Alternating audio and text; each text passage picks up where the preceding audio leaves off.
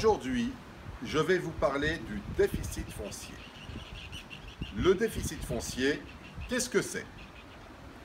Le déficit foncier est important car il va vous permettre de diminuer vos charges fiscales par rapport à vos revenus. Quelles sont les différentes techniques? Quels sont les différents déficits fonciers? Quelle manière les appliquer? Et quelles sont surtout les erreurs à ne pas faire? Je vais tout vous expliquer rapidement.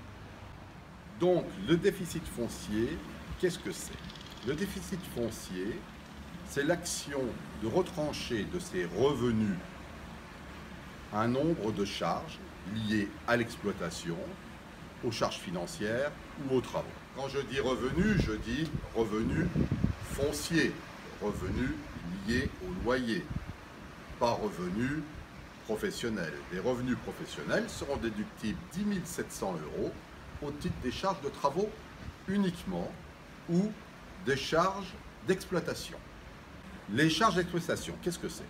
Les charges d'exploitation, ce sont les frais d'agence, les frais de location, les frais d'état des lieux, d'entrée et de sortie, les frais de diagnostic, les frais d'assurance, loyer impayé, carence locative, les frais de taxes foncières et les frais de travaux de la copropriété, toiture, ravalement et petits travaux déductibles, ainsi que des frais d'éviction de locataire. Si vous avez donc pris un accord avec lui, que vous lui avez versé une certaine somme pour qu'il s'en aille, pour relouer sensiblement au même prix le logement.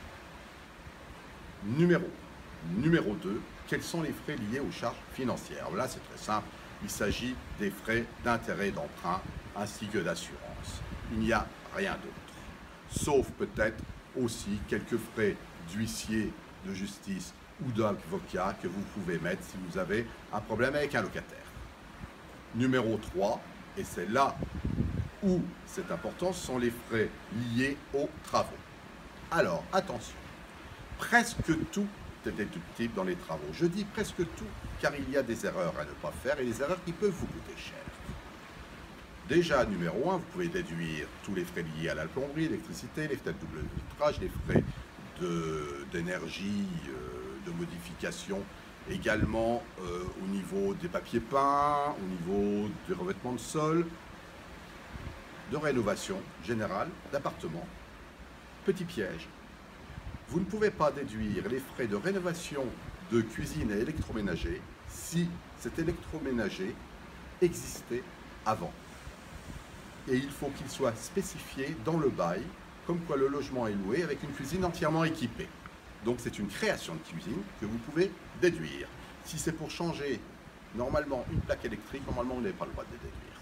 Ça, il faut le savoir, mais c'est très peu pris en compte par l'administration fiscale, car c'est souvent dans la charge des travaux généraux, et donc ça reste complètement noyé. Mais là où on ne va pas vous rater, c'est dans ce cas spécifique dont je vais vous parler maintenant. Certains ont eu l'idée, et elle est excellente, d'acquérir un dernier étage avec comble pour modifier donc son appartement et créer une surface habitable en aménageant les combles. Eh bien, c'est là qu'il faut faire attention, car toute création de surface supérieure et tout réaménagement de combles ne sont pas déductibles du déficit foncier. Et en plus, tout réaménagement inférieur à 20 mètres carrés et à 1,80 m de haut doit avoir une déclaration de travaux. Et tout réaménagement supérieur à 20 mètres carrés de sol et supérieur à 1,80 m de hauteur doit avoir un permis de construire. Alors il est évident que beaucoup vont le faire sans ça, on le sait, mais ce n'est pas déductible. D'autant plus que la TVA est facilement visible, car la TVA de ce type de travaux doit être de 20% faite par une entreprise, alors que les TVA des autres travaux sont de 10%, voire de 5,5% pour ce qui est énergie, renouvelable, etc. Donc, que faire pour ne pas se faire piéger par l'administration fiscale qui peut vous faire donc un contrôle, une demande de renseignement et ensuite un redressement.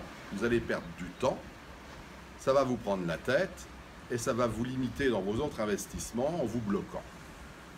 Donc ça, il ne faut pas jouer à ce jeu. La meilleure chose à faire quand vous avez ce type de bien que vous voulez rénover, c'est de faire appel à un huissier de justice, faire donc un constat des lieux avant travaux, et quand les travaux sont finis, en faire un après travaux.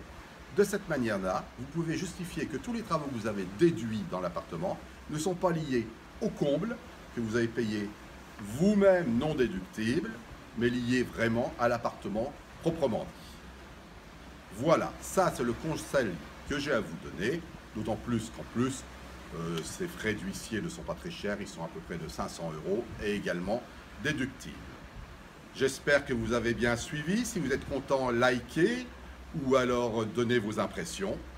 Je vous souhaite à tous de bonnes vacances. Au revoir.